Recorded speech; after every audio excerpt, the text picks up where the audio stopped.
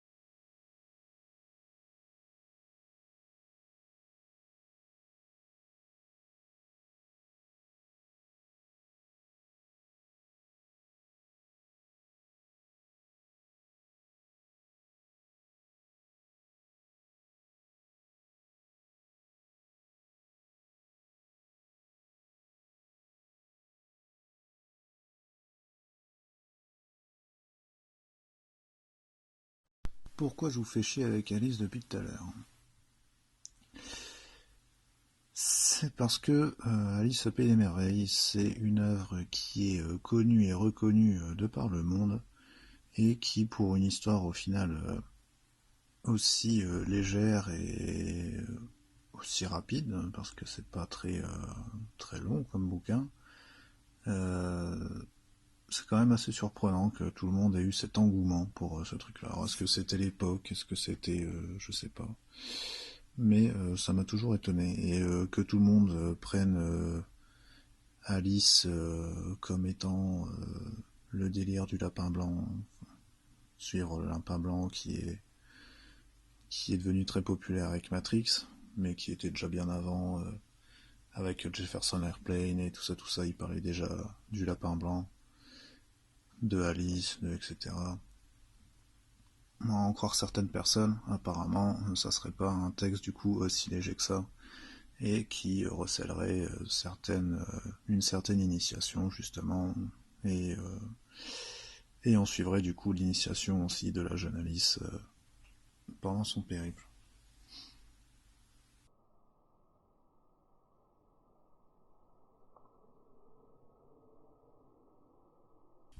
Donc dans Alice, on a pas mal de messages, de symbolisme, etc. Les fleurs, donc les roses qui sont blanches, qu'on repeint en rouge. La reine de cœur, donc la reine rouge qui veut couper la tête. Il y a le damier avec l'échiquier. Il y a voilà, le lapin blanc, le terrier, la binarité avec Tweedledee et Tweedledoo dans Alice au Pays des Merveilles qui est représentée. L'utilisation de drogue par la chenille, et aussi la chenille qui se transforme en très joli papillon à la fin. Tout ça pour dire que je pouvais comprendre un certain nombre de symboles, mais le lapin blanc, encore une fois, je voyais pas ce qui était aussi dingue avec ce lapin blanc, et pourquoi tout le monde... Alors ok, c'est un personnage assez intriguant au début d'Alice, donc bon, peut-être que tout le monde a tripé sur ce lapin blanc, et que vu qu'il est en retard, peut-être que c'est une bonne critique de la société moderne, je sais pas, mais en tout cas Alice le suit, et du coup elle descend au fond du terrier avec le lapin pour découvrir ce monde du coup fabuleux, onirique. Et le problème, c'est que je ne trouvais nulle part de traces de lapin blanc dans les divinités égyptiennes ou autres écrits quelque part où il était mention d'un lapin blanc auquel j'aurais pu me rattacher.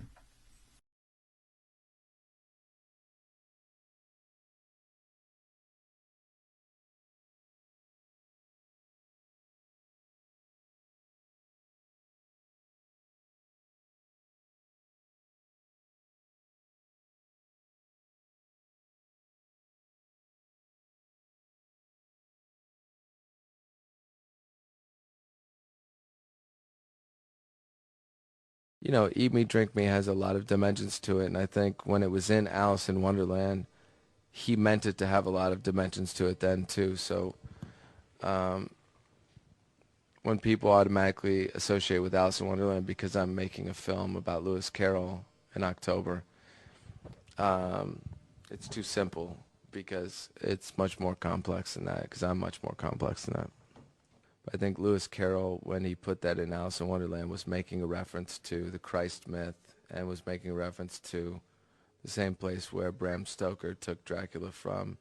And to me, it's the most romantic gesture you can make as a human being, to offer yourself to be consumed. If I had to pick a way I want to die right now, which right now I don't want to die, but if I have to pick a way that I want to die, it would be by being eaten alive by the person that I'm in love with. That to me is the most romantic way to die.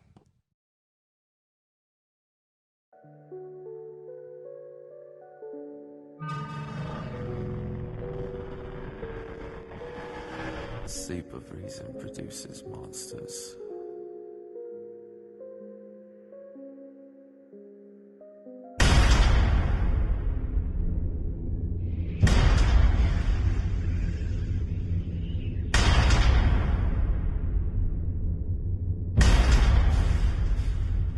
You have a strange affinity to the beautiful and the dreadful, Charles.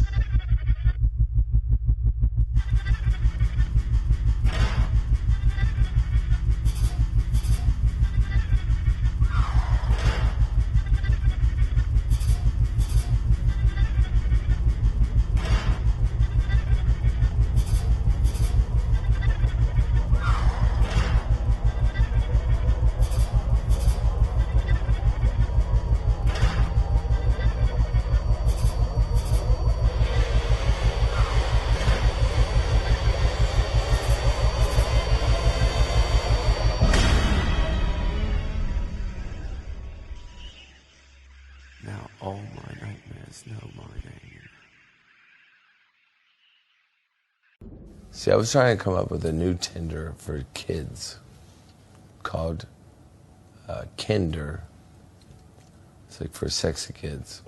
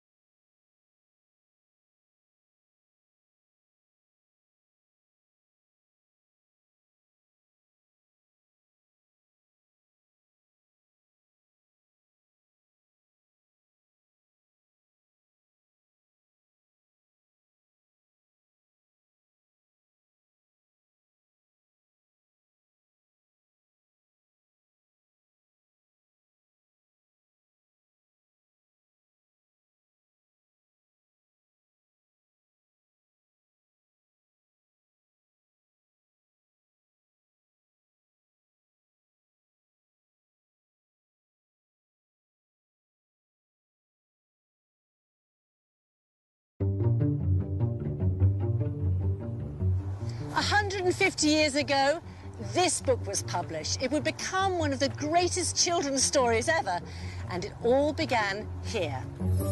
One summer's day, the Reverend Charles Dodgson took 10-year-old Alice Liddell and her sisters on a boat trip along the River Thames.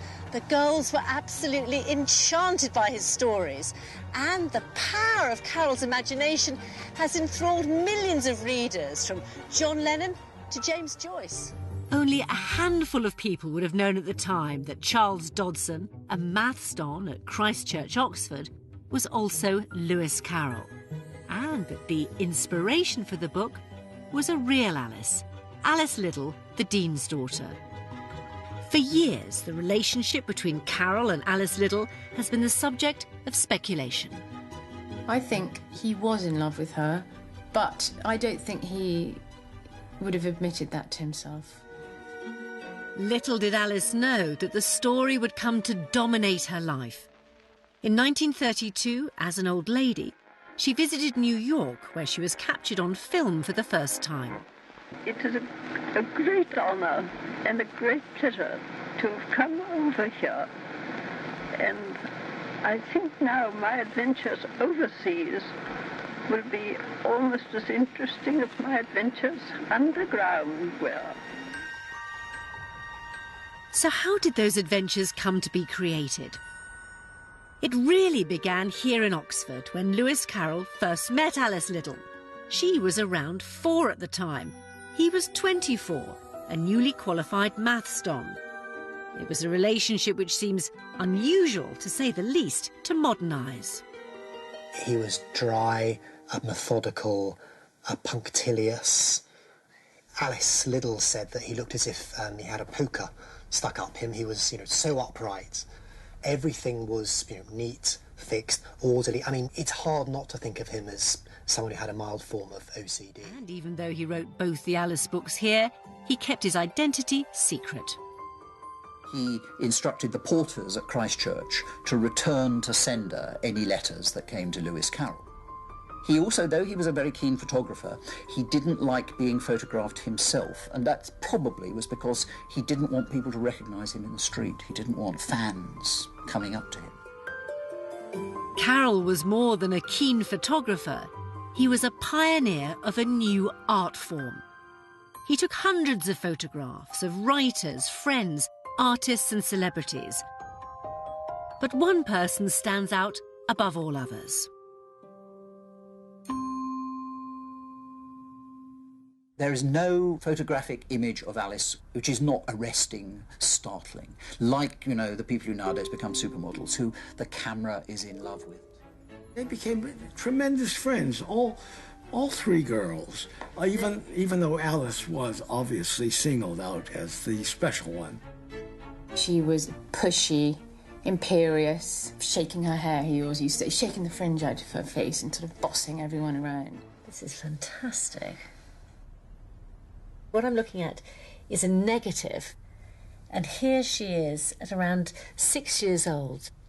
You get the sense of a rather strong personality, a self-possessed little girl. She was a beautiful child. She had an assurance that her sisters didn't, and her older sister in particular didn't like being photographed. She found it really self-conscious making, but you can imagine Alice loving it. What makes Alice in Wonderland, I would argue, such a powerful book is the very fact of Carroll's repressed attraction to Alice. Among the photographs Carroll took of Alice in the Deanery garden is this one, still controversial to this day. It shows Alice dressed as a beggar maid, with her ragged dress falling off her shoulder. It's quite a challenging look, isn't it? It's a very challenging look. And the fact that you can just see one of her nipples is something that a lot of viewers find slightly disturbing, as if there is a little flash of sexuality there. The picture may be ambiguous, but one thing is certain. The special friendship between Carroll and Alice Liddell resulted in one of the greatest children's books ever written. And yet, by the time Alice's Adventures in Wonderland was published, that friendship had come to an abrupt end. Why? A year or so after the boat trip to Godstow, in June 1863, something happened, and Lewis Carroll was exiled from the deanery. To find out what happened, the obvious place to come would be here, to his diaries. But when you look inside, pages are missing. Just looking along here, you can see where there's been a razor cut. When his nieces inherited his diaries, they cut out a number of pages, and we have to put bits and pieces together to try to think of what might have happened in the deanery. For 5 months following this apparent rift, there's no mention of the little girls in the diaries at all, until we come to December the 5th, and there's a theatrical evening. At the very end of that day, Lewis Carroll writes, "Mrs. Liddell and the children were there, but I held aloof from them as I have been all this term." Held aloof, such an interesting phrase. What was really going on? It's my theory that Alice's mother was the cause of the split. Carroll's manner grew too affectionate to Alice. Alice's mother was a dreadful snob. She was known as the Kingfisher in Oxford. And she wanted kings, princes, earls, dukes for her daughters. So she stamped on it, and she burnt all the letters that Alice had received from Dodgson in the waste paper basket in the deanery. Is there evidence of that? My grandfather mentions that it happened, yeah. It's a story in my family. So was Carroll's attachment to Alice the cause of the rift? It's possible, but there may be other explanations. In this archive in Woking, where the Carroll family papers are kept, an intriguing piece of evidence, a scrap of paper, points in 2 other directions. Alice's sister Lorena, or Ina as she was known, and the governess, Mary Prickett. This is a note written by the niece who cut out the pages. It's actually called Cut Pages in Diary. She writes, Elsie Lewis Carroll learns from Mrs. Liddell that he's supposed to be using the children as a means of paying court to the governess. He's also supposed to be courting Ina, that's Alice's older sister. So what this suggests is that the rift wasn't anything to do with his relationship with Alice, but in fact was about the governess or her sister. It's true that there were rumours at the time about Carol and Lorena, and also about the governess, and that's what this scrap of paper is referring to.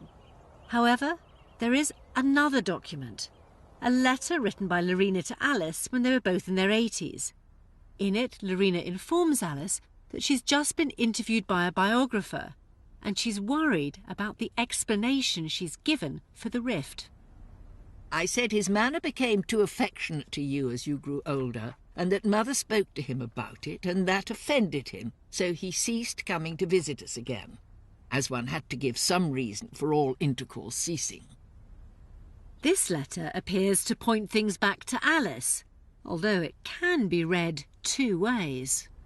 But we don't know which word we're supposed to stress. Is it, I said his manner became too affectionate to you? In other words, he behaved badly, he maybe tried to kiss her? Or is it, I said his manner became too affectionate to you because actually it was me that he was after and I had to give some excuse to throw her off the scent? Again, we simply don't know.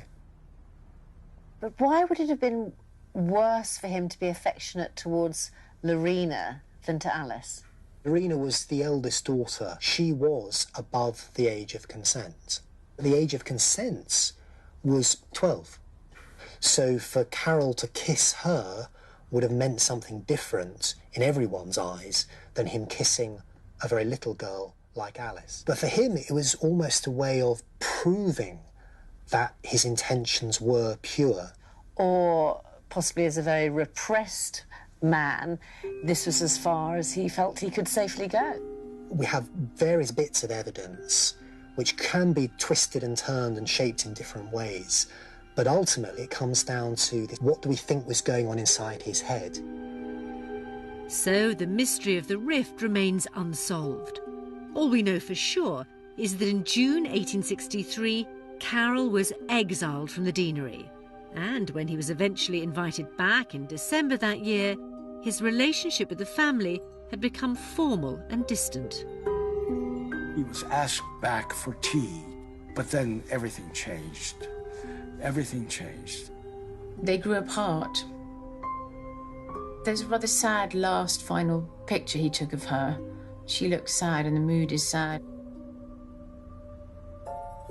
She looks rather wistful in a way there. I think it mirrors the portrait that Carol, the last one that he took of her. I think she looks sad. I mean, her beloved sister Edith had died by then. I think you can see that etched into her face because it's the kind of wonderful brio that she had as a little girl. That's true, yeah. Has gone, hasn't it? Yeah. Alice had grown up. On the surface, she'd forgotten Carol, her childhood friend. She married a man called Reginald Hargreaves, but chose a revealing name for one of her sons. Well, she gave my grandfather the name of Carol, which she always denied, incredibly, had any resonance at all, but you can't help think, come on. For Carol, the real Alice may have left his life, but the fictional Alice lived on.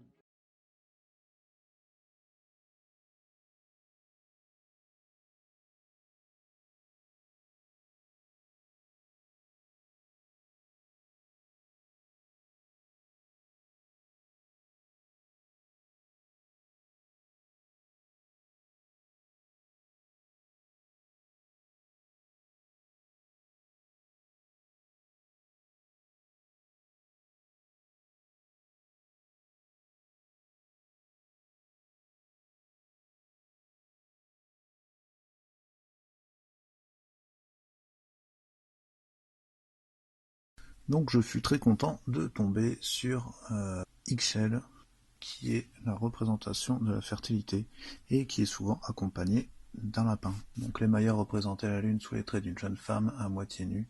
Lorsqu'elle était croissante et que l'éclat de l'astre était très lumineux, de la nouvelle lune, à la pleine lune, elle devenait une vieille femme. Lorsqu'elle décroissait et que l'éclat déclinait de la pleine lune à la nouvelle lune, la lune était le symbole de Ixchel. La déesse de la lune représentée lors de la période classique comme une jeune femme avec un lapin, ce dernier étant situé dans le croissant de lune.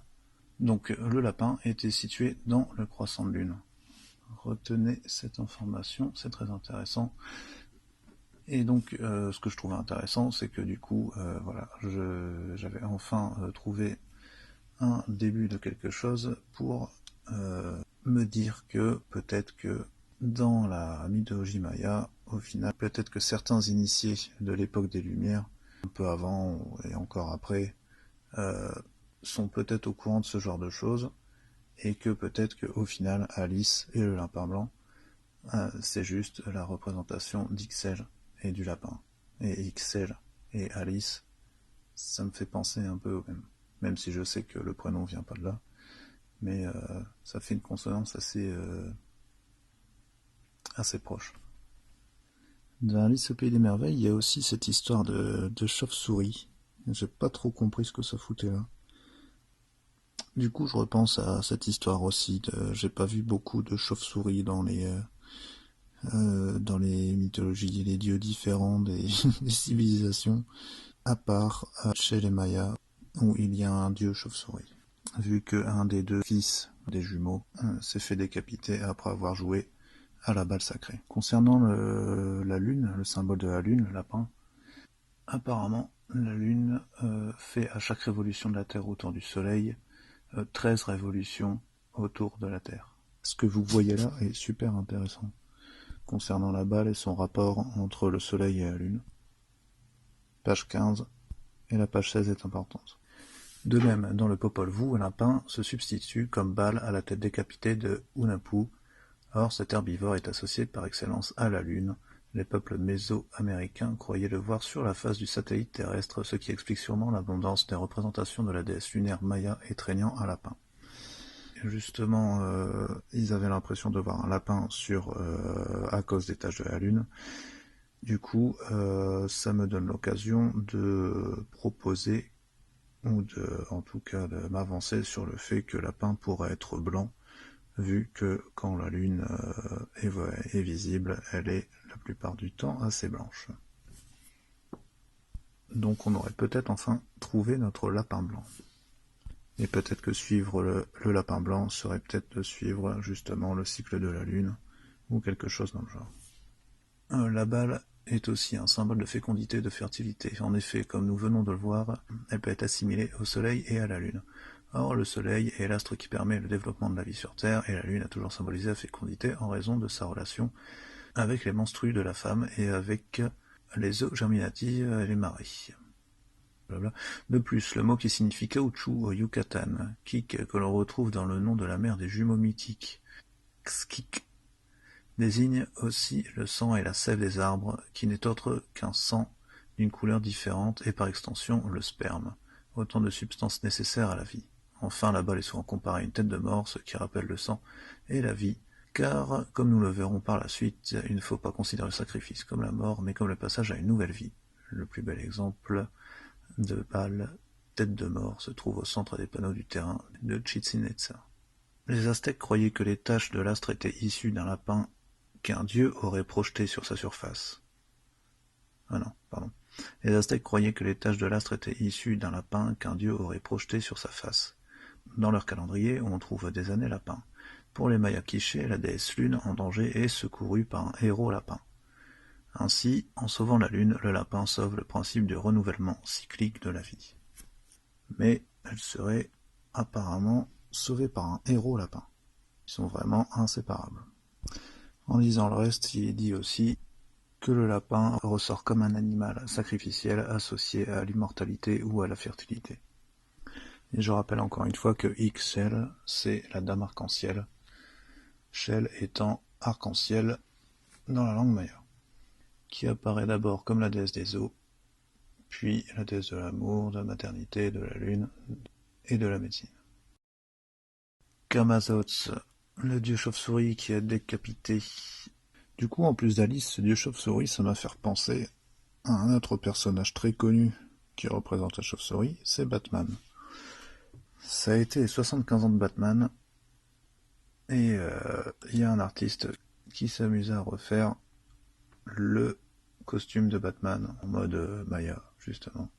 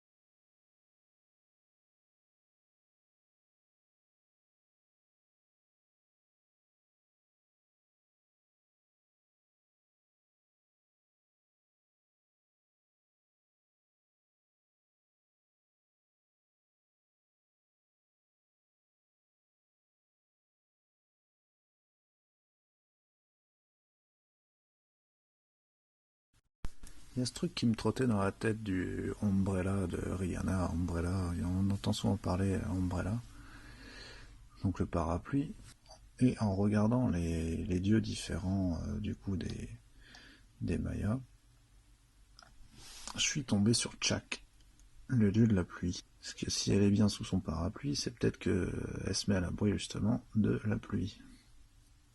Donc peut-être pour ne pas être touchée par les effets d'une divinité quelconque. Et il s'avère que ce dieu est multiple, comme d'autres dieux des Mayas, et donc ils sont 4, répartis sur les points cardinaux, avec donc 4 couleurs. Mais il y en a un seul des 4 qui a un nom différent des autres. Et c'est celui de l'Est, qui est appelé donc Chak, homme rouge. Et il est marqué pour les 3 autres, les couleurs étaient différentes, blanc pour le nord, jaune pour le sud et noir pour l'ouest. Alors il est marrant qu'il n'y en ait qu'un sur les 3 qui a un nom différent, mais en plus de ça, c'est celui qui pointe vers l'est, donc vers l'Orient. Encore une fois, l'Orient revient, et le rouge était la couleur sacrée de l'Orient et du soleil levant, et puisqu'elle évoquait le sang, elle était associée à la couleur de la vie. Chak étant le dieu de la pluie, c'est plus ou moins par cette divinité-là qu'il définissait si la saison prochaine il pourrait bouffer ou pas, vu que s'il n'y a pas de pluie, il y a de la sécheresse, donc rien à manger. Donc c'est un dieu quand même assez important dans le panthéon des dieux mayas, quoi. Pour Chak, le dieu Chak, il y avait des sacrifices, donc rituels aussi, mais pour le dieu Chak apparemment, les Mayas choisissaient de jeunes enfants ou adolescents purs qu'ils jetaient dans les grottes remplies d'eau, donc dans le puits sacrificiel. La vie des jeunes apparemment était précieuse, et s'ils ressortaient de là 12 heures après, ils devenaient des oracles de Chak, le dieu de la pluie, du vent, du tonnerre, de la foudre, et par extension de la fertilité et de l'agriculture. Donc apparemment c'est au XIe siècle que de nouvelles sites apparaissent au niveau du Yucatan, dont Chichen Itza. Une nouvelle culture a vu le jour avec des rituels de sacrifice plus fréquents, une modification des croyances concernant la mort et l'apparition d'un nouveau dieu, Kukulkan, le serpent à plumes. Les Mayas ont construit des pyramides rectangulaires à 9 niveaux pour vénérer d'autant plus les dieux. C'est vrai que j'aime pas des minces parler, mais le chiffre 9 ressort aussi pas mal. Et les Mayas construisaient des pyramides à 9 étages. Donc pour Chak, on est quand même sur un dieu qui sacrifie des enfants, quoi. Et sur la page universaliste de Chak, il est marqué que comme tous les dieux mayas, il est symbolisé par un glyphe. Le sien est soit un œil, soit un T. Donc le glyphe potentiel de Chak est un œil. Donc premier œil sur lequel je tombe, et du coup c'est ce Chak, le dieu de la pluie. Et je vais vous expliquer pourquoi je vous dis ça. En plus de ça, c'est le dieu de l'Est, donc de l'Orient, et il a la couleur rouge qui est définie pour lui. Il est également fréquemment représenté dans les codex mayas. On donne le nom de Chak aux 4 assistants qui aident le prêtre au cours des cérémonies religieuses qui comportent un sacrifice humain. Outre le fait que Rihanna avait absolument besoin de son parapluie et que ça me turlupinait cette histoire, il y a aussi ce truc du Rain Man, des rappeurs américains, que ça soit Eminem ou Jay-Z, peut-être même, je sais même plus, mais bon, ils en parlent assez régulièrement du Rain Man. Je me dis que si ils ont tous perdu Rain Man, c'est pas pour rien que Rihanna reste tranquillement sous son parapluie. Et en regardant du coup tout ça avec Chuck, je me suis rendu compte qu'en anglais ça se disait Rain Man, et que peut-être qu'avec une petite torsion on arrive très facilement à changer ça en Rain Man, surtout que Rain Man et Rain Man, et bah c'est exactement la même personne, vu que l'homme rouge ou l'homme qui fait pleuvoir, donc Chuck, le dieu Chuck, sont la même personne. Et en plus de ça, il est symbolisé par le glyphe de l'œil. Donc c'est quand même, et c'est une divinité qui est très importante et qui fait, on va dire, la pluie et le beau temps. Donc quand je vois les rappeurs US en train de parler du Rain Man, pour certains en train de claquer un triangle avec les mains en même temps, je me dis que possiblement ils font référence du coup au Rain Man des Mayas, et du coup encore une fois peut-être que c'est un élément qui tend en tout cas vers l'idée que chez les Mayas il y a tout ce qu'il faut au niveau de la symbolique, on va dire MK Ultra, Illuminati, ce genre de choses. En plus de ça, le dieu Chuck est représenté par un jaguar. En tout cas, fait une transformation rituelle dans un jaguar. Et ça me rappelle furieusement le jaguar dans Apocalypto, dont je vous parlais bien plus tôt. Et ça me fait penser d'ailleurs que dans Apocalypto, au final, malgré toutes les péripéties du personnage principal, son véritable ennemi et sa vraie peur, c'est la pluie, le dieu Chuck, et il se transforme lui-même en jaguar, en quelque sorte. Donc je me demande si vraiment, encore une fois, si Mel Gibson s'est pas fait niquer parce qu'il avait fait surtout Apocalypto, et qu'il avait peut-être pas le droit de toucher à ça. J'ai cogité là-dessus à cause de cette image, entre autres aussi d'ailleurs, beaucoup d'entre autres, mais bon, c'est une image de Rihanna assez connue avec le nœud sur la tête, donc maintenant ça me fait penser à Sia, et bon là c'est peut-être pour signifier les oreilles de lapin. Elle a la petite queue de lapine, et à côté il est marqué Princesse Illuminati. Donc, encore une fois, est-ce que c'est du marketing? Est-ce que vraiment ils ont passé un petit message comme ça vite fait? Bon, je ne sais pas.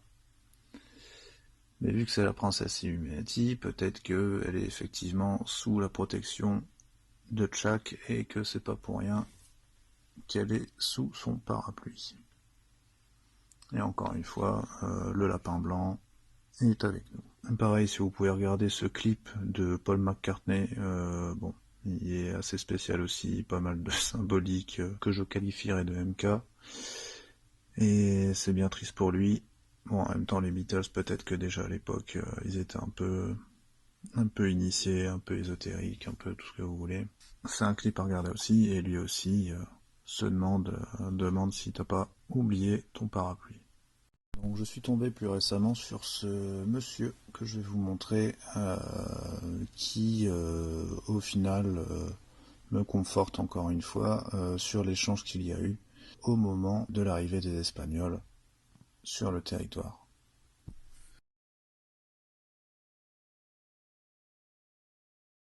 Vous êtes lauréat du Suprême Conseil de France pour le prix de la thèse sur la maçonnerie. Il s'agit de votre thèse de doctorat présentée à Lille en décembre 2016, intitulée « Le temple maçonnique, forme, type, signification ».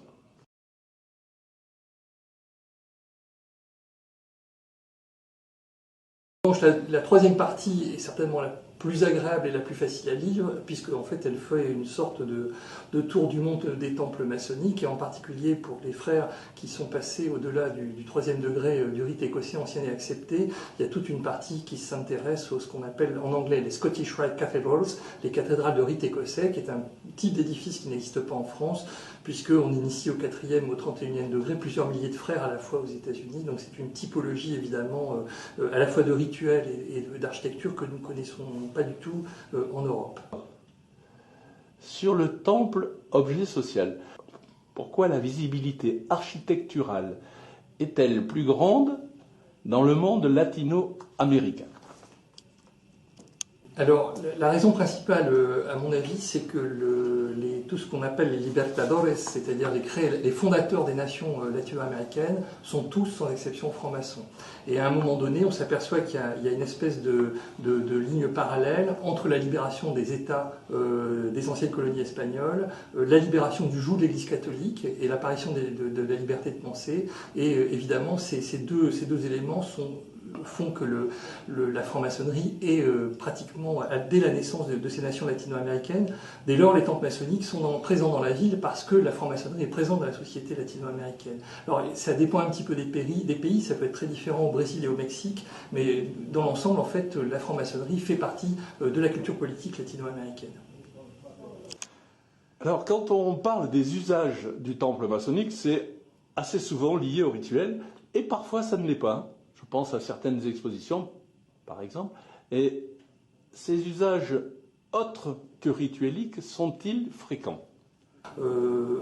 Il est très fréquent en Allemagne que les temples maçonniques, notamment dans l'ancienne Allemagne de l'Est, où ils ont été transformés en centres culturels municipaux, que ces temples maçonniques soient ouverts au public pour d'autres activités, cours de danse, exposition des travaux de l'école du quartier. Et puis on a aussi le cas évidemment dans les pays anglo-saxons où il est de coutume de se marier dans un temple maçonnique, où le temple maçonnique, ce qui est le cas aux États-Unis, peut servir de salle de concert et de réception que vous louez exactement comme on peut louer une salle de réception en France. Alors, dans le temple objet symbolique, on parle beaucoup du temple de Salomon.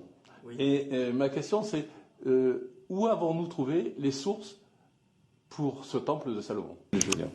Alors effectivement, la source principale c'est la Bible, bien entendu, puisque c'est la source textuelle, mais il faut savoir qu'à partir des années 1530-1540, on voit la multiplication de la publication de Bibles illustrées, et ces Bibles illustrées, en fait, sont les premières tentatives de reconstitution archéologique du temple de Salomon, d'après le texte qu'on trouve dans le livre des Juges et dans le livre des Rois.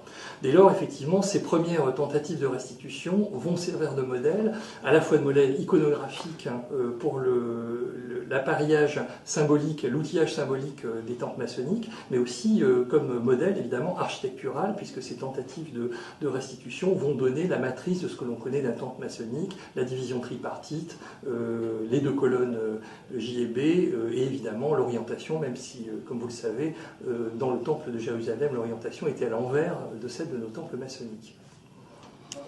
Et on parle surtout de construction, mais pas que. Et la question c'est dans quelle construction architecturale le maçon peut trouver autre chose qu'une symbolique de construction pour aller au-delà ? Ça, c'est une excellente question. Il se trouve justement que j'ai fait une communication il y a un peu plus d'un an à l'Université de Grenade, dans le cadre d'un colloque dont le thème était Jardin, spiritualité et poésie. Et donc, j'ai développé l'idée pour ce colloque qu'effectivement, l'autre lieu peut-être, non pas de construction, mais peut-être de culture de soi, c'est le jardin, évidemment. Et donc, c'est pour ça que j'avais répondu à cette demande de colloque en faisant une conférence sur le rôle du végétal dans la symbolique maçonnique, qui est quelque chose qui a été assez peu étudié. Et on s'aperçoit qu'à chaque degré, en tout cas sur de nombreux degrés du rite écossais, il y a un élément végétal qui intervient avec une portée symbolique forte. Dès lors, on pourrait penser que la loge serait une sorte de jardin dans lequel on pourrait aussi finalement se cultiver autant que l'on se construit. Alors, dans le temple modèle, vous parlez d'un concept qui vous est propre, je crois, c'est le concept de concrétion. Est-ce que vous pourriez nous en dire un peu plus ? Alors, le concept de concrétion, c'est effectivement quelque chose que je commence à esquisser comme un outil d'analyse de la théorie de l'architecture. C'est un néologisme que je propose dans le cadre de cette thèse, mais après tout, le rôle d'une thèse, c'est aussi d'avoir une dimension de recherche. L'idée de la concrétion est très simple. C'est exactement quand on voit comment un mollusque conforme sa coquille autour de son corps, on pourrait penser que l'architecture, finalement, serait une sorte comme ça de fabrication en dur, en fin de compte, autour des usages et des pratiques humaines. Alors quand on pense à la question du logement, c'est une sorte d'évidence, puisque le logement se conforme très exactement aux pratiques sociales, à ce que Pierre Bourdieu, sociologue, appelait l'habitus. Et pour ce qui est évidemment des rituels, c'est encore plus facile, puisqu'on voit bien que dans une activité strictement ritualisée, la forme en fait est totalement dépendante du déroulement du rituel. Dès lors, effectivement, on pourrait penser que toute architecture, c'est l'hypothèse en tout cas que je porte dans cette thèse, que toute architecture, effectivement, est le résultat d'une concrétion des usages, c'est-à-dire que ce sont les usages qui, en quelque sorte, modèlent l'architecture comme une matière au départ inerte et qui devient matière vivante, du coup, qu'elle se modèle autour de ces usages. Alors, votre thèse est pratiquement une somme de bénédictins. En particulier, et en dehors de la thèse écrite, il y a une iconographie extraordinaire, en quadri. Il y a des cartes qui récapitulent tous les comportements des temples dans le monde. Et ma question est la suivante. On a parlé du bazar des styles. Est-ce qu'il y a éclectisme ou enrichissement par rapport à ce bazar? Et, in fine, est-ce qu'il y a des styles dominants dans le temple maçonnique? Alors, effectivement, c'est Siegfried Giedion qui parlait du bazar des styles. C'était un théoricien de l'architecture moderne, et on sait bien que la modernité est une rupture dans l'abstraction, en architecture comme en peinture, comme en musique, par rapport évidemment aux époques précédentes. Et donc l'architecture moderne se caractérise par son absence de style, précisément. Et évidemment, l'architecture maçonnique, qui est surtout produite à la fin du XIXe siècle et au début du XXe siècle, est l'expression de son époque, et donc elle est éclectique, profondément éclectique. C'est que puisque la franc-maçonnerie prêche l'universalité, il est évident que l'architecture maçonnique va représenter cette forme d'universalité en empruntant finalement à tous les styles, à la fois de l'histoire et de la géographie. Donc on pourrait dire qu'elle est éclectique, mais dans le bon sens du terme, dans le sens où elle vise à une forme d'universalité. Mais pour autant, on s'aperçoit qu'il y a quand même peut-être trois grands courants stylistiques dans l'architecture maçonnique. J'en mets deux plus un, on va dire ça comme ça. Les deux premiers, c'est évidemment le néoclassicisme, parce que l'architecture classique représente finalement la continuité et la tradition depuis l'Antiquité. Donc elle est là évidemment comme une espèce de côté rassurant d'une architecture institutionnalisée. La deuxième, c'est l'Égypte, et évidemment ce rêve égyptien que je décris dans la thèse, qui est lié à la retrouvaille des anciens mystères, telle qu'on la voit d'ailleurs dans les écrits maçonniques dès les années 1730-1740, donc très très tôt en réalité, et bien avant les campagnes d'Égypte de Bonaparte. Et puis il y a un troisième style qui apparaît évidemment avec la pratique des hauts grades chevaleresques, c'est le néogothique, parce qu'il renvoie évidemment cette fois-ci à une tradition qui est la tradition chevaleresque, celle des bâtisseurs de cathédrales, mais aussi celle qui pratiquent la maçonnerie avec la truelle dans une main et l'épée dans l'autre.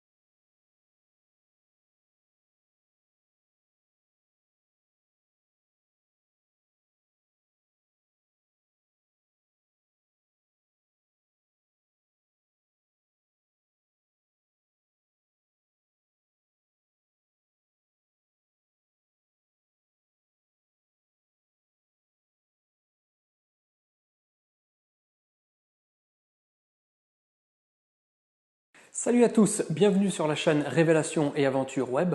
Aujourd'hui, je vous emmène à 70 km à l'ouest de La Paz, la capitale bolivienne, sur un site que l'on appelle Pumapunku. Pumapunku, c'est un lieu situé dans une zone un peu plus large que l'on appelle Tiwanaku, situé à 3800 mètres d'altitude, où gisent de manière absolument cataclysmique des ruines antiques aujourd'hui encore inexpliquées. Dans ces ruines, nous retrouvons les mégalithes les plus énigmatiques de notre planète. Les plus volumineux d'entre eux mesurent plus de 10 mètres et pèsent près de 140 tonnes. Pourtant, ce site mégalithique semble avoir été détruit comme une vulgaire construction de Lego. Donc on peut se demander quand et comment est-ce que tout ça a pu arriver. De manière académique, les officiels nous disent que ce site date entre 500 et 600 de notre ère. Mais les deux questions que l'on peut se poser maintenant, c'est est-ce que ce site serait en fait bien plus vieux et est-ce que ce site aurait été construit par des peuples non pas d'Amérique andine, mais qui seraient venus de l'autre côté de la planète. C'est ce que nous allons voir ensemble dans cette vidéo, donc ne bougez pas, c'est parti.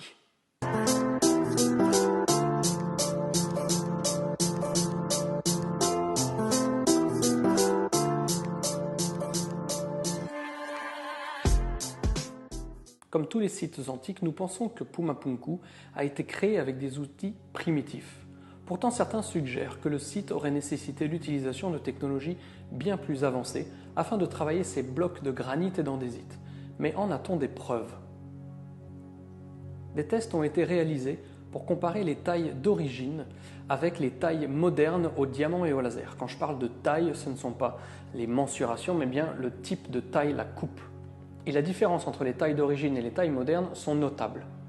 On pourrait spéculer que l'aspect antique ressemble à notre découpe moderne au diamant qui aurait ensuite connu de l'érosion, mais compte tenu des propriétés de l'andésite, il est plus probable que nous soyons face à une autre technologie que nous ne connaissons pas encore ou que nous ne connaissons tout simplement plus.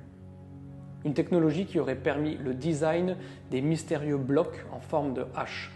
La théorie des technologies avancées reposait initialement sur la fabrication à la chaîne de ces blocs en forme de hache. Un peu comme une usine, mais il n'en est rien, car chaque bloc est unique, ce qui complexifie encore leur assemblage. Et que penser de ce trou? Technologie de pointe ou cuivre souple? En effet, le trou qui perfore ce bloc suit un chemin incurvé, mais conserve le même diamètre tout le long de la perforation. Ici aussi, nous semblons face à une réalisation entre guillemets moderne, une fine rainure dans laquelle des trous sont percés à intervalles réguliers. S'il est possible de percer avec du cuivre pour des carottes un peu plus larges que l'on retrouve ailleurs dans le monde, on se demande bien comment ces mini-trous ont-ils été percés. Si l'on suit la logique officielle, il aurait été extrêmement ardu de créer des tubes de cuivre aussi fins afin d'appliquer le même type de perforation et de carottage que l'on peut voir ailleurs dans le monde. Mais quand bien même ça aurait été le cas, comment est-ce qu'on aurait pu faire tourner ces mini-tubes de cuivre? Est-ce si loufoque de considérer d'autres méthodes plus avancées? Concernant les méthodes employées, il y a également l'intrigue qui est soulevée par le transport des blocs qui ont été extraits d'une carrière à plus de 100 km de là. La théorie officielle dit qu'ils ont été péniblement tirés sur des rondins de bois, des troncs d'arbres. Le problème, c'est qu'ici, on est à 3800 mètres d'altitude et que dans la cordillère centrale, il n'y a pas de végétation qui pousse à cette altitude. À cette altitude, il n'y a plus d'arbres. Il y a seulement ce qu'on appelle le paramo, qui est cette toundra des hauts plateaux, mais il n'y a pas d'arbres. Qui dit pas d'arbres dit pas de tronc. Qui dit pas de tronc, pas de transport, pas de transport, pas de cailloux, pas de cailloux, pas de cailloux. Pas de construction, pas de palais. Pas de palais. Pas de palais. Toujours avec la prudence nécessaire à cela, nous nous approchons peu à peu vers l'hypothèse de technologie avancée ou en tout cas de technologie inconnue. Mais ce qui est certain, c'est que les théories académiquement acceptées ne tiennent pas l'épreuve de l'expérience terrain. Si cette technologie a effectivement vu le jour, de quand date son apparition? Les académiques acceptent le fait que Tiwanaku et donc Pumapunku furent brutalement abandonnés aux alentours de l'an 1100 de notre ère. Nous sommes donc face à un peuple pré-Inca. Les Incas auraient alors hérité du site de Pumapunku et l'auraient utilisé pour des rites liés aux astres et aux dieux du ciel. De là aurait découlé Tiwanaku, dont les caractéristiques de construction sont bien différentes de celles de Pumapunku. Tiwanaku aurait été ce lieu de pèlerinage pour que les peuples andins viennent rendre hommage à leur lointain passé duquel découle Pumapunku. Les fouilles à Tiwanaku ont eu lieu pour leur plus grande part dans les années 60. À quelques pieds sous terre, un temple fut révélé dans lequel nous trouvons des centaines de visages. Ce qui surprend, c'est que tous ces visages répondent à des caractéristiques ethniques très différentes. La légende veut que toutes les ethnies humaines soient représentées ici. Mais si tel est le cas, comment le peuple andin avait-il connaissance de l'existence d'autres peuplades à une époque où les grands marins et explorateurs n'avaient pas connaissance de Tiwanaku ni de Pumapunku? Cette diversité pourrait être une preuve que le site date d'une époque où les peuples sur Terre étaient soit répartis de manière hétérogène à travers le globe, soit étaient capables de se déplacer de façon planétaire. Une autre représentation qui viendra confirmer cela est la statue de ce que l'on appelle le temple solaire, entre guillemets. Les académiques disent qu'elle représente Viracocha, cette figure civilisatrice de la région, comme Osiris en Égypte par exemple. Pourtant, à y regarder de plus près, elle semble porter une barbe assez épaisse, caractéristique étonnante, étant donné que les peuples andins ou indiens d'Amérique n'ont pas de système pileux permettant le port de grosses barbes. Et toutes les têtes dont je parlais avant qui sont représentées, elles sont faites dans la roche d'origine en conservant la même couleur de la roche. Par contre, il y a deux têtes qui ont été colorées ou décolorées, c'est selon, en blanc, et représentent un visage qui en ferait fantasmer plus d'un. Leur ressemblance avec ce que certains appellent les petits gris est assez frappante. Alors, mythe ou réalité? Et pour en revenir à la statue barbue, l'aspect planétaire des peuples antiques semblerait indiquer que les Sumériens eux-mêmes auraient visité cette région plusieurs millénaires avant notre ère. Afin d'appuyer cela, il faut se rendre à La Paz en Bolivie, dans le musée des métaux. On y trouve un artefact absolument unique découvert par un paysan local sur les bords du lac Titicaca. Sur cet artefact, nous retrouvons des écritures sumériennes. Comment expliquer ce lien évident entre non seulement deux peuples, mais surtout deux lieux si éloignés à une époque où les pharaons venaient seulement de naître? Et que dire des technologies employées? Les supporters des théories des anciens astronautes voient là l'intervention d'un peuple extraterrestre qui serait venu nous faire bénéficier d'une technologie sans laquelle nous n'aurions pu accomplir les œuvres comme Pumapunku, Machu Picchu, Sacsayhuaman, Ollantaytambo ou même les pyramides d'Égypte. Par contre, personnellement, je préfère rester un petit peu plus terre-à-terre. Et dans cette approche terre-à-terre, on peut se baser sur la tradition orale des peuples locaux qui parlent d'un peuple très ancien, bien plus reculé que les peuples qui datent de notre ère, et qui auraient bougé ces mégalithes, ils les auraient fait voler et transporter dans les airs au son d'une trompette, c'est les termes qui sont utilisés.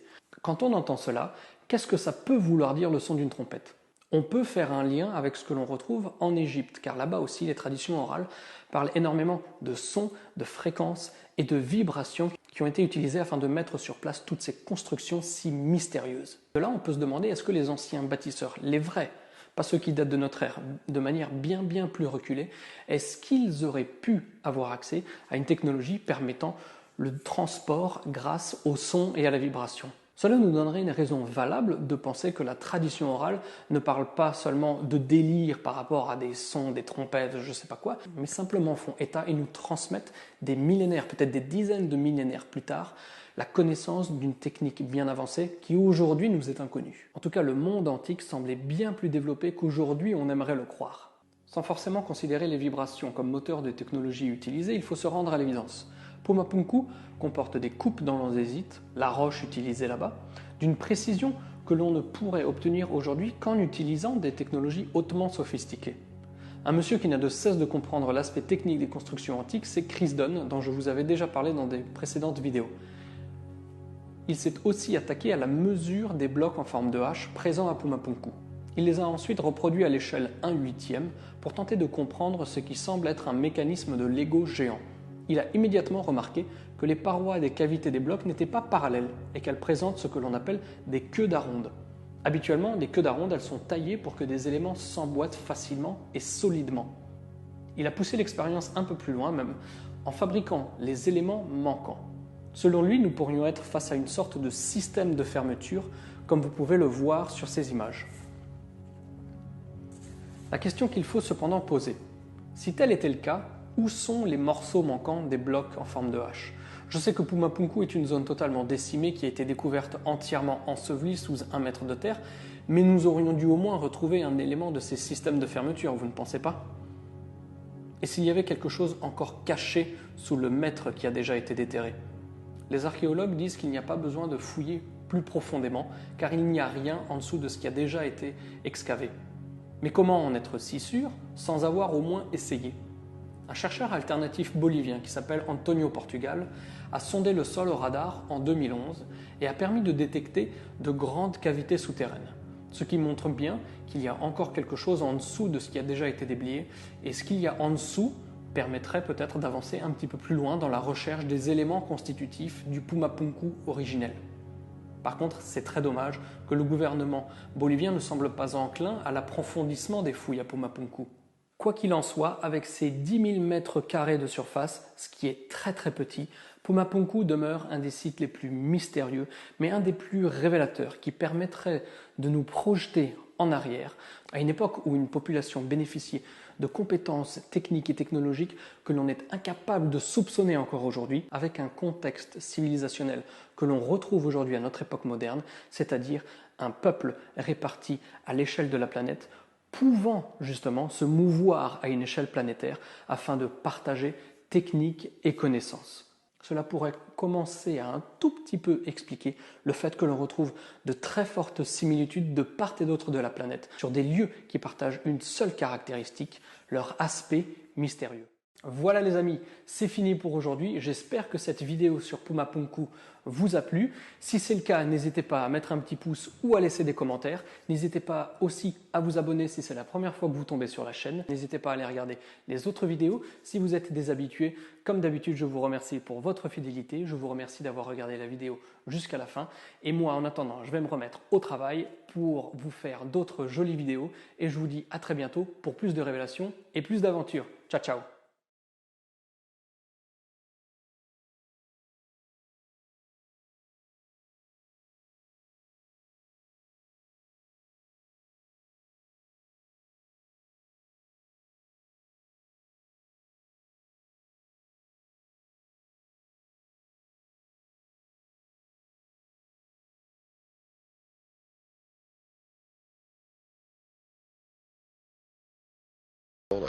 High up in the Andes Mountains, in the town of Cuenca, Stanley Hall is searching out an old Catholic priest called Padre Crespi.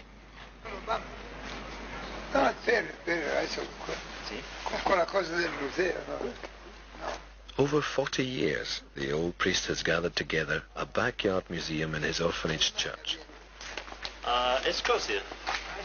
Escocia? Moritz has told Stanley Hall there are certain special pieces to look out for, like in all the best treasure trails.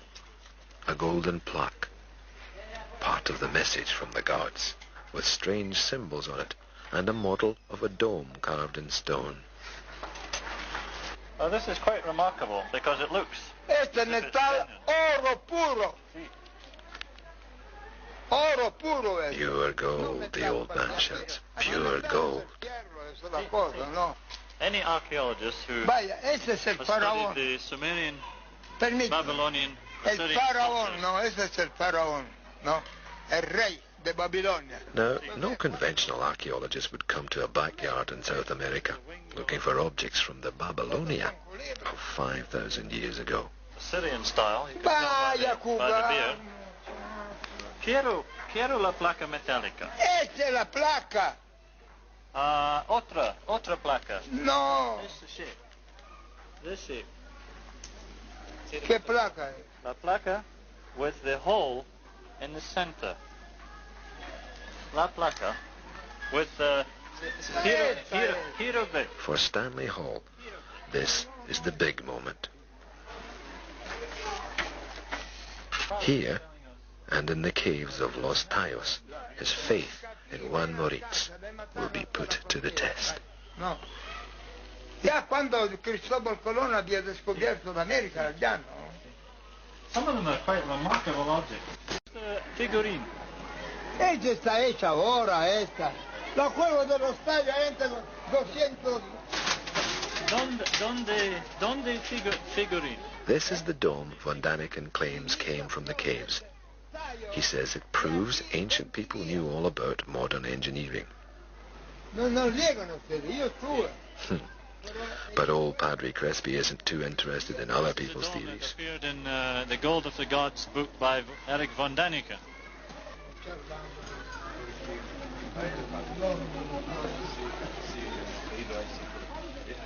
Well, this is a plaque that appears in von Daniken's book. You can get some idea of the scale of it. Dottore, no. La Shuara oltre la pellicola, io ho visto una gran pellicola dello Shuara. Sì, padre. Però 400 y más copias. Todo lo han querido esa, ¿no? De Washington, ¿no? La reina de Uber estaba, insomma, fuera. Pero la reina.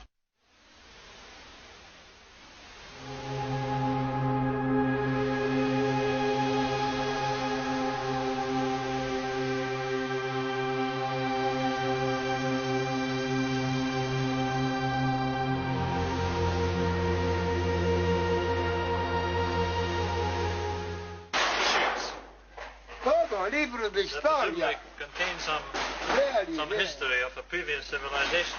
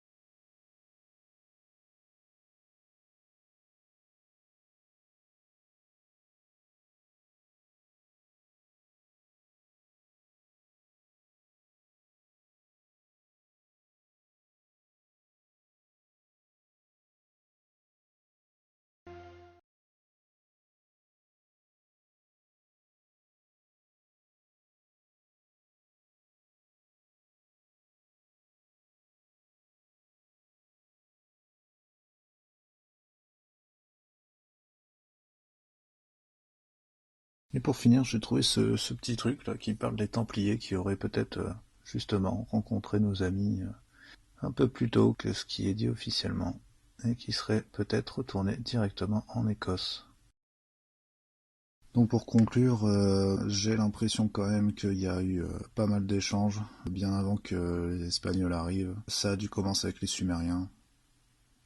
Alors qui a influencé qui, ça reste la grande question, mais j'ai l'impression quand même que les constructions d'Amérique centrale sont moins élaborées, en tout cas au niveau pyramidal. Le choix de faire des pyramides à étages, c'est peut-être qu'ils n'avaient pas le choix de faire autrement.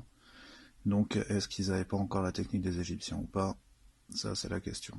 Donc ils seraient peut-être plus anciens et peut-être qu'ils auraient refilé une partie de leurs connaissances aux Égyptiens.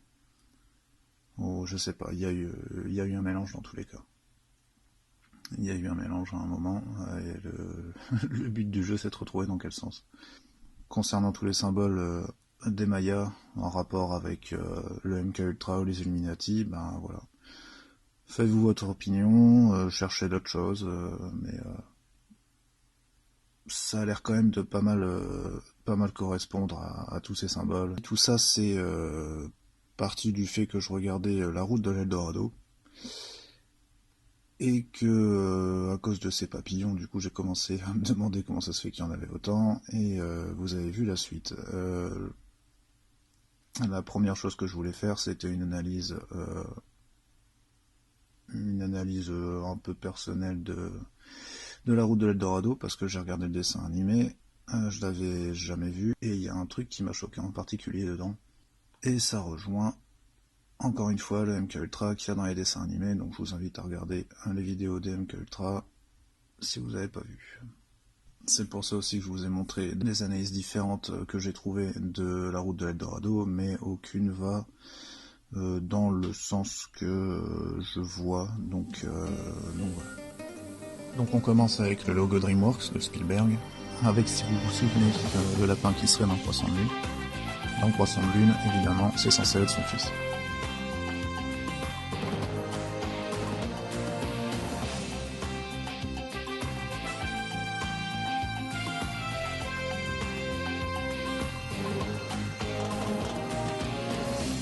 Cette ville enchantée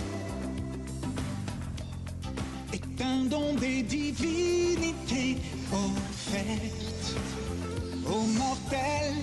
Avec directement l'arc-en-ciel qui apporte la vie du coup sur la Terre, dans la culture maya. On a direct un papillon, les deux tatous qui au final représentent des lapins qui sont symboles de fertilité.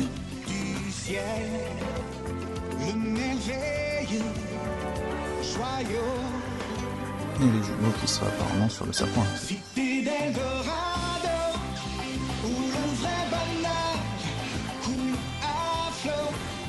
Et on finit cette belle intro sur 3 belles pyramides avec le soleil en deux niveaux. C'est un plan plutôt efficace, évidemment. Je parle de toutes les pyramides qui ont des dessins animés, évidemment. En tout cas, vous aurez pu en mettre plus que 3. Esthétiquement, ça marche très bien aussi, évidemment. Remarquez qu'on a 3 fois 4 étages, donc 12 étages. Et le chiffre 7 apparaît directement. Ça aurait pu être un autre chiffre, une autre combinaison de dés, mais apparemment le 7 a été choisi. Donc la première fois qu'on voit les deux personnages, ils sont présentés déjà d'une façon symétrique, gauche et droite, symétrie verticale, avec un en rouge, un en bleu, un blond, un brun. Ce qui dénote beaucoup avec ce film, je trouve, La route de l'Eldorado, là c'est le 3e de DreamWorks, et que c'est pour moi le premier film qui a des personnages principaux qui sont pas nourris de bonnes intentions en fait à la base. Alors, on les voit directement, ils sont présentés comme tricheurs, roublards. Aladdin aussi, pour Disney, était roublard, mais bon, apparemment c'était pour manger. Ils sont attirés par le gain, par l'or, par la route de l'Eldorado, là, la carte, la recherche au trésor, tout ça. Et du coup, ça crée un gros fossé quand même avec tous les films qu'il y avait eu avant. Je regardais la liste des dessins animés Disney, et à part peut-être Peter Pan, qui est un peu espiègle et un peu mauvais quand même, en héros de dessins animés, il n'y en a aucun qui est de ce genre-là, quoi. Donc directement, ça crée déjà un fossé entre Disney et DreamWorks, en tout cas le 3e de DreamWorks. Et c'est pour ça que ça en fait aussi un dessin animé un peu spécial. Peut-être une sorte de tournant, justement. Et c'est marrant de noter que Disney, dans le même temps, année 2000, ils ont sorti Cusco en fin d'année, qui était lui aussi un peu spécial, l'empereur mégalo. Donc est-ce que DreamWorks a fait la route de l'Eldorado, ou est-ce que Disney a fait Cusco en réponse à justement la boîte concurrente? C'est possible, hein, regardez les constructeurs auto, ils font très bien ça. Pareil pour l'industrie du dessin animé.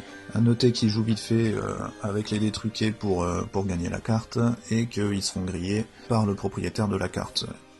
Et à ce moment-là, il y a le propriétaire de la carte qui tape 3 fois au sol, et vu que le dé est pipé sur le 7, ça fait du coup 3 fois le 7. Premier gros mot aussi pour ce film. J'ai pas souvenir qu'il y en ait eu d'autres dans les films antérieurs. À part peut-être Roger Rabbit, mais c'est un peu spécial du coup. Donc il réaffirme encore une fois que ils sont là pour l'appât du gain, et seulement pour l'appât du gain. Puis nous repartons en Espagne. Et nous achetons l'Espagne. Ouais. Voilà ce que j'aime. En avant, Tullio. Et suivons le chemin. Faut qu'à la fin m'a vendu le croupion. Premier plan de l'histoire où on voit le tapis, accompagné d'un serpent. Cette scène avec le cheval, je la trouve intéressante parce que plusieurs fois dans le film, j'ai eu l'impression que quand les deux protagonistes sont séparés, les deux héros de l'histoire, hein, nos jumeaux héros. Quand ils sont séparés, vu qu'ils travaillent en complémentarité vis-à-vis de leur caractère ou des couleurs, ou voilà, j'ai l'impression que ça fait partie d'une seule entité, du coup. Ce que je vous disais sur la dualité, cette entité fait en sorte qu'en gros, ils peuvent pas se séparer. Dès qu'ils se séparent, il y a quelque chose qui va pas. Ou ils avancent plus, ou il y a quelque chose qui se passe de mauvais, ou voilà. Et il y a que quand ils sont à deux qu'ils peuvent avancer. Cette idée, je vais la développer au fil des extraits, mais du coup, là, je vous dis ça maintenant parce que c'est un peu compliqué à vous faire comprendre si je vous le dis pas tout de suite. En fait. Donc dans cette scène, ils foncent droit devant, ils se retrouvent à faire une sorte de cercle, mais on ne le voit pas vraiment. Donc il revient vers Tullio.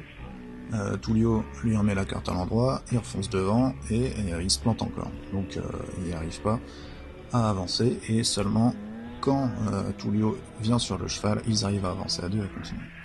Les paroles sont intéressantes à écouter aussi dans un deuxième temps, mais je vais peut-être pas en rajouter, il y en a déjà assez.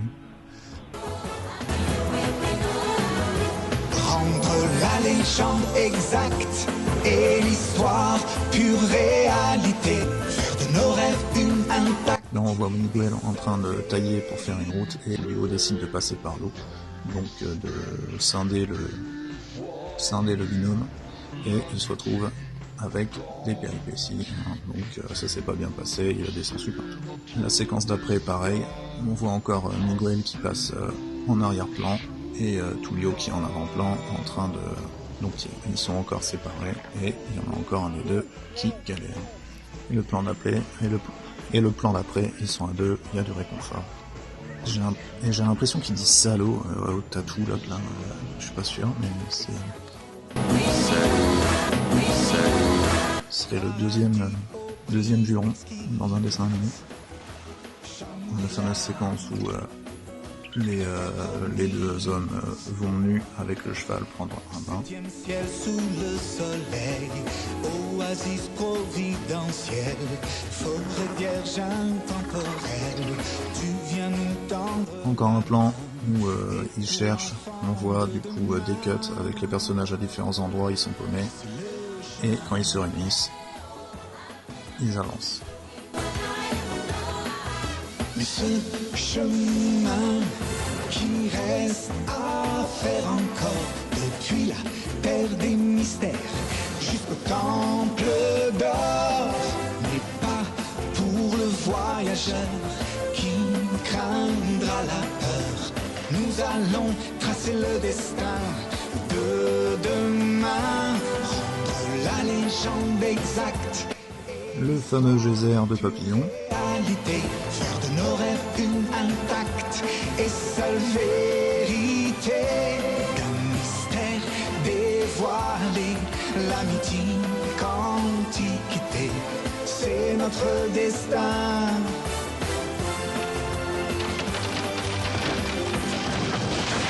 Tracer le chemin. Pour les paroles, ça aurait été l'amicale des Fils de la Veuve qui aurait écrit le texte, que ça aurait été la même chose. Donc il tombe au pied d'une stèle avec le serpent à plumes. Vous devez savoir que il y a de la pré-production, hein, une étape de recherche avant un film, un dessin animé, quoi que ce soit, et que du coup on cherche beaucoup de références. Donc l'Eldorado est censé être un cas, et là on voit une stèle Maya. Le serpent à plumes en lui-même était vénéré aussi par les Aztèques. Il est également associé à Vénus.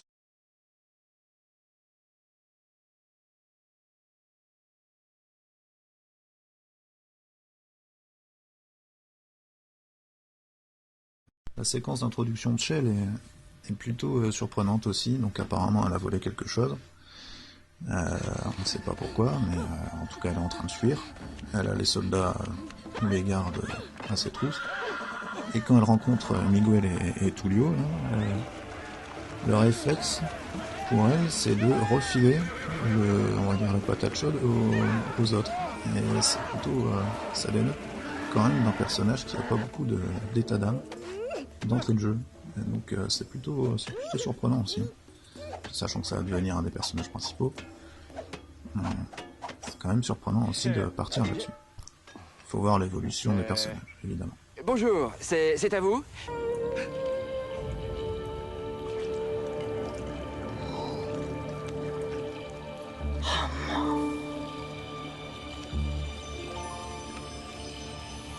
C'est Eldorado.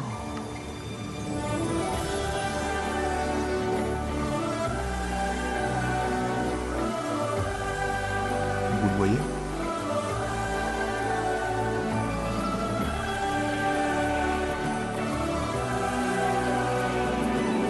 Donc les fameux papillons.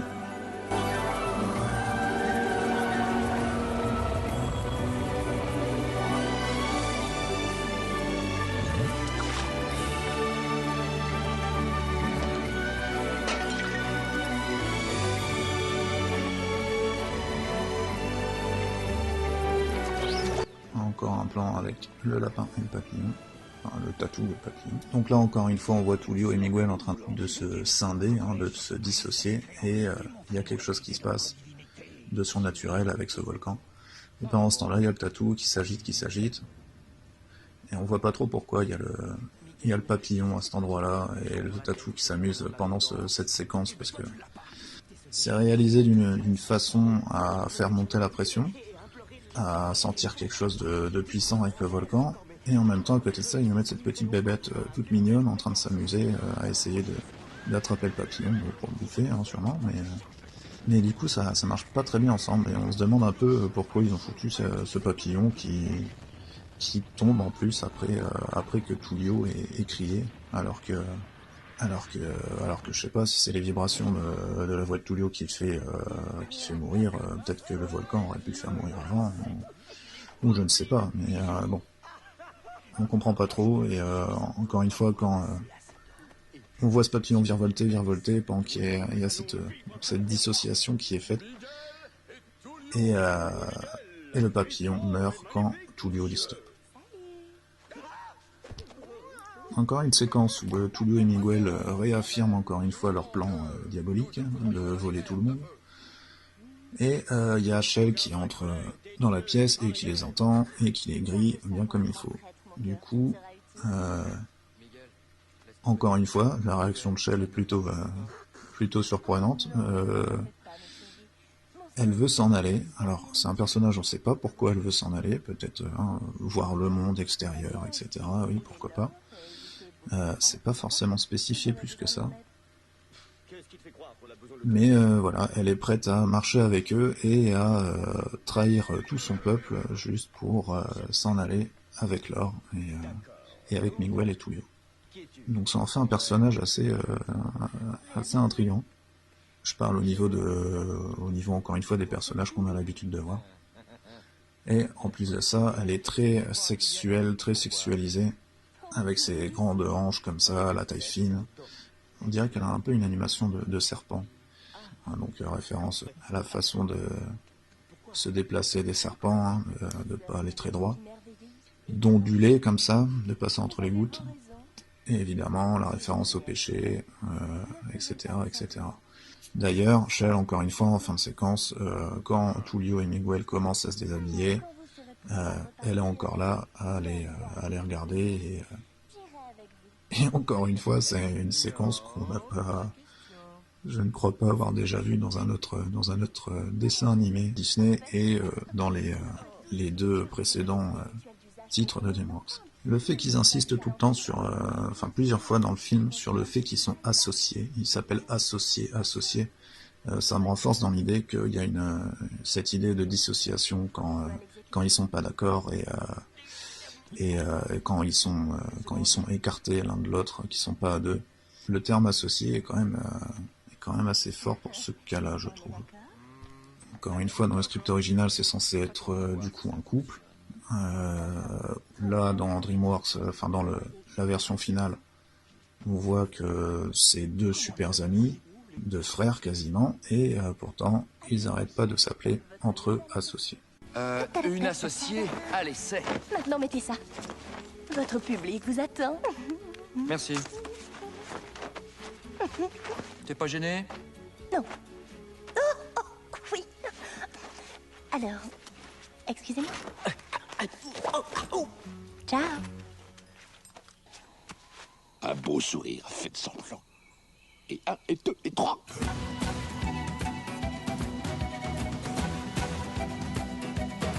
Je ne me sens pas très qualifié pour agir comme un petit saint. Je ne suis pas très doué avec les bobins. Qu'est-ce que c'est que ce charabia?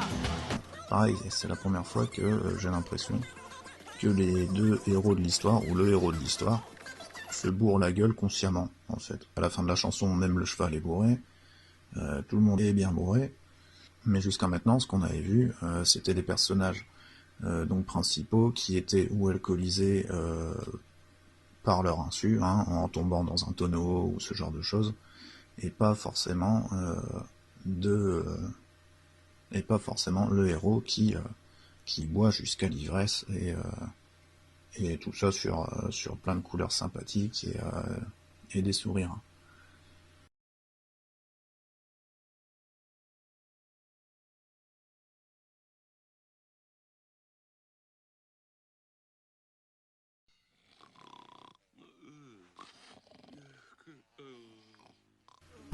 Cette séquence où il y a les plateaux là, il y a 11 plateaux d'or, et si vous regardez bien, ils ont vraiment travaillé à la récup.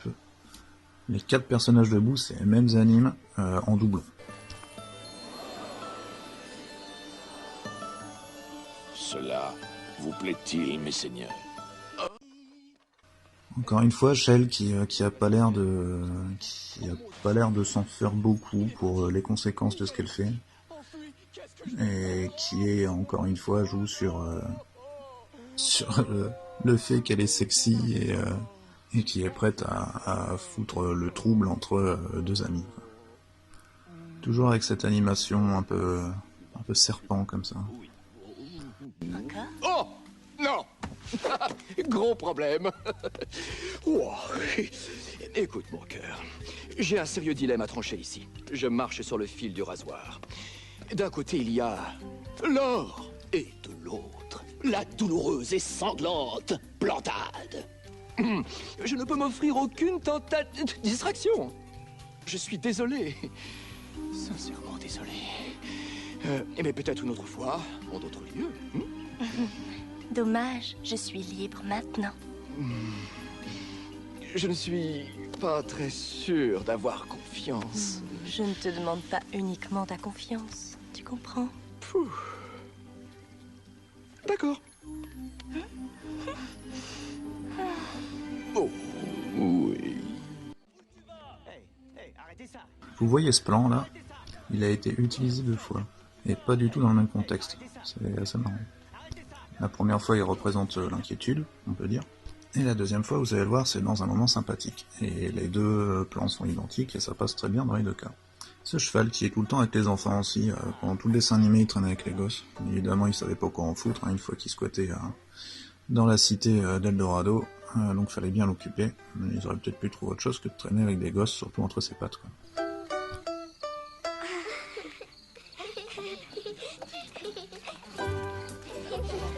Plan réutilisé.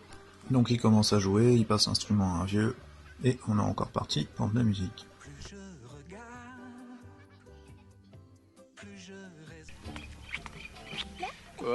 Monseigneur! Eh oh! Scène suivante, la fameuse, avec Tullio qui est pas en train de se faire des bisous par Shell. Donc tes gosses, tu le grilles pas forcément, mais bon, quand t'es adulte, tu peux quand même le griller assez facilement. Et on peut se demander si c'est pour les gosses un peu observateurs, est-ce que c'est pas un peu déplacé. Encore une fois, c'est la première scène que je vois dans un dessin animé où on est confronté à autre chose qu'un bisou. On arrive à la scène où Miguel et Tullio font une partie de jeu de balle, qu'ils sont censés perdre vu que c'est que 2 imposteurs, qui est tiré de la légende des héros jumeaux, et je crois avoir vu que on les aide à tricher justement pendant cette partie pour la gagner. Ce qui va se passer avec Shell qui est X-Shell, mais je ne crois pas que ce soit elle qui les a aidés dans la légende. Donc ils gagnent encore en trichant, et ça les gêne pas du tout. En même temps, au moins ils seront pas sacrifiés. Bon, là je me suis amusé à compter les marches, les lingots. Bon, il y a 13 lingots de chaque côté. alors qu'il n'y a que 11 marches apparemment, bleues, et il y a 13 marches grises. Donc là, Shell est encore en train de le travailler au corps, elle lui fait du chantage, elle est en train de monnayer sa venue en Espagne, et il y a encore une fois, je trouve, cette animation de serpent, surtout quand il met le doigt sur le torse là. Je veux que tu viennes en Espagne avec Miguel et moi. D'abord moi, spécialement moi, uniquement moi. Oublie Miguel. Eh bien, si c'est vraiment ce que tu veux, moi aussi. Ça marche. On est d'accord. Manque de bol, Miguel était là, il les voit. Il y a scission, dissociation, et la séquence un peu après, c'est le bordel. Là encore une fois, c'est la première fois pour moi que je me souviens voir une mort en sujet principal, hein, sans tomber dans les flammes comme le Roi Lion, ou se faire dévorer par les hyènes en ombrage comme ça, là, ce genre de choses. Là on voit directement la personne déjà se faire croquer, jeter en l'air, aplatir avec les pattes, mais il est toujours là en un seul morceau bien vivant. Il tombe à terre, et là on le voit se faire écraser bien crûment, à tel point qu'ils ont peut-être décidé par la suite de rajouter justement le moment où il dit « Je suis toujours vivant !» Donc ils arrivent à s'enfuir, à éclater la cité au passage, donc ils déglinguent tout avant de se barrer tranquillement. Encore une fois, associé, qui revient quand tout est calmé. Donc apparemment on peut vraiment pas les dissocier. Sinon, il se passe une catastrophe. Nous n'avons pas de carte, nous n'avons pas de plan. Mais c'est ça qui rend les voyages intéressants. Tu as raison. Alors qu'est-ce qu'on attend? Traçons le chemin. Un mystère dévoilé, l'amitié quantique, c'est notre destin. Et il s'en va vers la lumière, évidemment. Et avec le petit lapin, le petit tatou en fin de dessin animé pour le merchandising, qui gobe enfin son papillon. Alors au final, est-ce que c'est comme ça que Ixchel et le lapin blanc se sont retrouvés sur le continent européen? Peut-être. Par les échanges culturels, par les machins, évidemment. Du coup, voilà, c'est quand même un dessin animé un peu spécial, parce qu'il n'y a pas vraiment de morale derrière, il n'y a pas de... Comme au début, Miguel et Tullio, il n'y a pas trop eu d'évolution, je trouve, hein. Ils sont tout le temps roublards, ils essaient d'arnaquer les gens autant que possible, parce que pendant tout ce temps, ils sont quand même fait passer pour des dieux devant toute la civilisation, ils se barrent en démolissant tout, et voilà. Et apparemment ils n'ont pas d'état particulier pour les gens qui viennent de quitter, et ils s'en vont joyeusement avec Ixchel, donc ils ont rapporté la demoiselle qui représente un peu le péché, qui était prête à abandonner son peuple aussi pour apparemment voler une tête d'or, etc. etc. Il n'y a pas eu d'évolution des personnages dans leur psychologie, dans leur comportement. Donc il n'y a pas vraiment de morale, il n'y a pas de choses à en retirer, à part que peut-être l'amitié associée, c'est sympa, quoi. Sinon je vois pas trop quoi en tirer de ce dessin animé en termes de conclusion, de contenu. Il y a des chansons, il y a de l'animation, mais je vois pas trop. Alors est-ce que c'était les débuts scénaristiques de DreamWorks qui font que ça? Est-ce que c'est le schéma habituel hollywoodien Disney qui fait que ça me paraît bizarre? Possible, hein, la quête du héros, le héros aux 1000 visages là. Bon. Donc voilà, reste encore un petit truc à vous montrer. Quand ils entrent dans la cité, vous l'aviez vu, le triangle qui se forme avec la végétation, les deux colonnes, les deux piliers sur les bords, et les deux petits jets ridicules qui se croisent au milieu pour faire un petit truc au centre de la pyramide.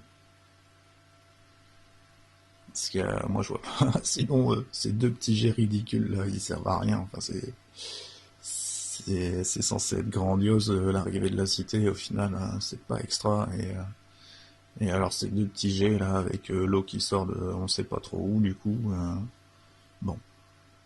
À part pour mettre en forme un triangle sur tout l'écran avec la végétation, mettre deux colonnes et signifier qu'il y a un petit croisement au milieu, je vois pas trop l'intérêt de ce plan, quoi. Et pour la fin, je vous ai gardé justement un truc qui est, voilà, le truc que je disais qui m'a frappé dans ce dessin animé. Et quand on parle d'images subliminales, dans tout ce que j'ai pu regarder, au final, il n'y a pas vraiment de choses concluantes, de vraiment subliminales, hein. Bon, je repense à Cars avec les phares des voitures. Bon, évidemment, c'est un cliché des deux groupies qui montrent ses seins à leur star. Mais voilà, c'est pas du subliminal non plus, quoi, c'est pas caché. Les trucs de Disney qu'on voit sur internet, voilà, j'ai fait le tour et il y a quasiment tout qu'il faut dans les Disney, avec Aladdin, avec retire tes vêtements. Apparemment, bah, c'est pas ça non plus qui dit clairement, c'est proche de l'hallucination auditive. C'est vrai que susurrer comme ça, ça paraît un peu spécial de mettre une ligne de texte susurrée comme ça, mais bon. L'image de Peter Pan avec son ombre, avec un petit zizi, là, bah, ça n'existe pas dans la version trouvable. Le poster dans Monstres et compagnie, pareil, c'est faux aussi. L'affiche de Cars avec un camion, là, c'est faux aussi. Bon, etc., etc., quoi. Il y a Pocahontas, c'est faux, enfin voilà, il y a plein de choses qui sont fausses. Et du coup, j'en ai pas vu tant que ça au final, les trucs subliminaux. Et dans ce dessin animé, alors je vous l'ai passé tout à l'heure sans rien dire, est-ce que vous l'avez vu? C'est la question. Donc normalement dans l'image, ils font attention aux silhouettes. Il y a beaucoup de dessinateurs qui travaillent, même dans la photo pourquoi pas, hein, si l'occasion se présente, mais c'est surtout dans le dessin. Normalement, ils font attention aux silhouettes, à la lisibilité, à la bonne lecture d'une silhouette. Vous prenez un personnage, vous le mettez tout en noir, en mode ombre chinoise, et vous avez la silhouette. Et ils font très attention au fait que la silhouette doit être très lisible, y compris et surtout dans l'animation. Il faut savoir aussi que dans l'animation, il y a très peu de surplus. Normalement, il n'y a pas de surplus. Au niveau des mouvements, au niveau des formes, au niveau de machin, il y a différentes animations évidemment. Par exemple dans Le Roi et l'Oiseau de Paul Grimaud, ou dans les vieux Disney, c'était beaucoup de courbes, c'était des mouvements répétitifs, mais voilà.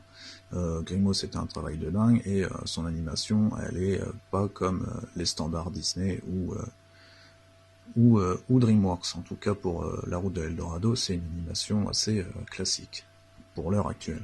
Sony, je trouve qu'ils font des efforts sur l'animation, je trouve qu'ils se démarquent de Disney par rapport à ça, ils n'ont pas du tout le même genre d'animation. C'est intéressant au niveau de l'anime, ça change. Tout ça pour dire qu'il n'y a pas de surplus. Donc vous l'avez vu tout à l'heure, il y a deux plans qui ont été réutilisés, y compris du coup dans cette séquence. Par exemple, le plan avec les demoiselles qui présentent les plateaux, voilà, il y a 4 personnages, c'est 2 animations dupliquées. Etc.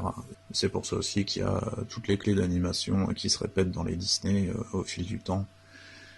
Vous avez déjà dû voir des vidéos à ce sujet sur internet. Et là, moi qui cherchais du coup des animations, quelque chose dans les dessins animés de subliminal, je vois ce plan où il joue, la gamine s'approche, et à ce moment-là, donc on est 3/4 d'eau par rapport à la gamine qui rentre dans le plan à droite, et il y a Miguel sur un tiers de l'image, apparemment, qui joue de l'instrument. Et au moment où elle s'approche pour rentrer dans le champ, il y a Miguel qui tire une tête incroyable, avec du coup la tête qui balance de gauche à droite comme ça, avec un sourire et des yeux écarquillés, on dirait, je sais pas, c'est un truc comme moi, cette tête me fait flipper, mais... le truc qui m'intéresse en plus de ça, c'est que au moment où la gamine rentre dans le champ, les animateurs ou les responsables, je sais pas, quelqu'un a décidé de faire baisser le bras, donc ce qui représente de l'animation en plus, hein, on est d'accord, du travail en plus, et qui fait rentrer la silhouette dans la silhouette de la gamine au niveau de sa tête avec le manche de son instrument. Et je trouve ça plutôt spécial. Et le plan d'après, c'est la gamine qui sourit avec sa copine là et qui se cache la bouche coup le sourire avec ses mains. Et les deux plans alliés, déjà c'est pas une combinaison super, mais bon, le plan tout seul en lui-même m'étonne. Et il dure quelques secondes, hein. Il raconte rien de spécial, sauf que la petite fille s'approche de Miguel. Ils auraient pu choisir un autre plan, un autre cadrage, enfin plein de choses. Non, ils ont choisi ce plan-là, avec cette fille qui rentre dans le plan par la droite, et à ce moment-là, Miguel baisse l'instrument, et le manche rentre au niveau de la bouche de la gamine. Et alors ça, pour ceux qui cherchent des images subliminales, je l'ai jamais vu sur internet ou quoi, mais voilà, moi je vois ça, quoi. Et je le trouve assez parlant. Et surtout, voilà, encore une fois, ça raconte pas grand-chose, à part que la petite fille s'approche de Miguel. On aurait pu le montrer sous différents angles, enfin voilà, ça m'étonne qu'il n'y a pas quelqu'un qui réagit à un moment, en animant, en se disant, tiens, il y a le manche qui rentre bien dans la tête de la gamine, alors est-ce qu'on fait ça, ou est-ce qu'on laisse le manche en l'air, quoi, histoire que les silhouettes se croisent pas, déjà.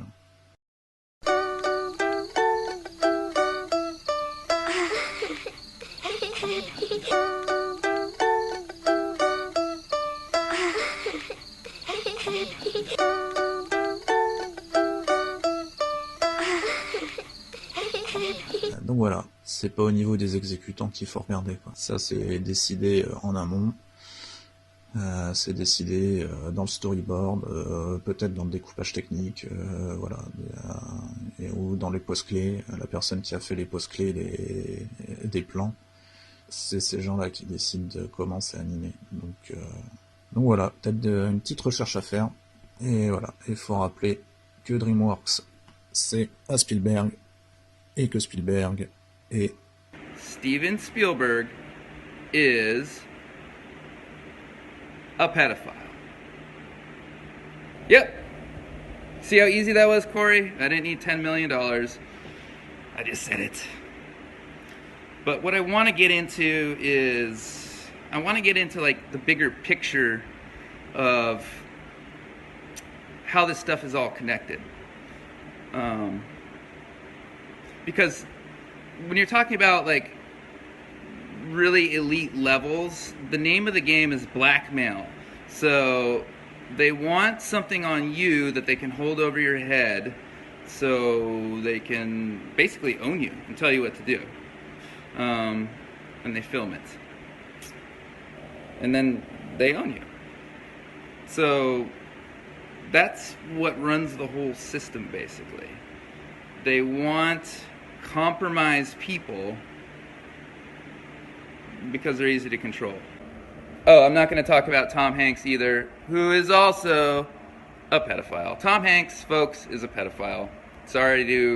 I'm sorry if this is the kind of bursting your bubble, all this information is new, but it's time that this comes out into the open because we are going to change the way everything works, because at the top levels of wealth, of power, the very top levels, these people are just sick and psycho.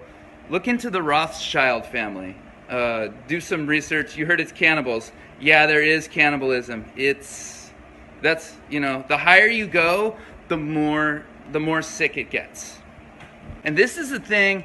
This is what really hurts about the situation, because a lot of people are kind of born into this. They grow up in it. They are abused. And through the abuse, especially as a child, you can break someone's subconscious mind. If you're not aware of any of this stuff, look into MK Ultra. Jimmy Savile. Yes, I'm getting into that. That's on my notes here.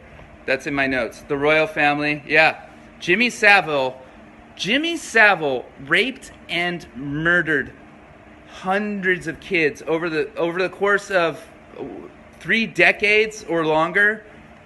No one ever looked into it. And he hung out with the royal family. He was knighted. And the reason I want to talk about Jimmy Savile is because this guy, Mark Thompson, he runs the New York Times. Now, Mark Thompson was head of the BBC for years and years and years. They covered up allegations, they covered up abuse, they let him run rampant, and they just covered it up. So this guy, Mark Thompson, is at BBC, and then he goes over to the New York Times. Now think about it. If someone like that is running a giant media organization, what are they going to say? What are they going to tell you? Are they going to tell you the truth? No. No, they're not going to tell the truth. That's why when people say the news is fake, it's because it's run by these people who are into some very, very, very, very sick stuff. Those people are compromised at the top levels. It's really bad, and it's when it hits you, it's hard. I mean, I didn't know. It took the situation punching me in the face before I realized I was in the middle of some crazy fucking shit. And you know, most people are good, and they want to trust. They want to trust, and they can't even imagine that kind of an evil exists. And that helps them cover it up. We have been brainwashed for our whole lives. If you want to do research on Operation Mockingbird, that's been going on, 50 years.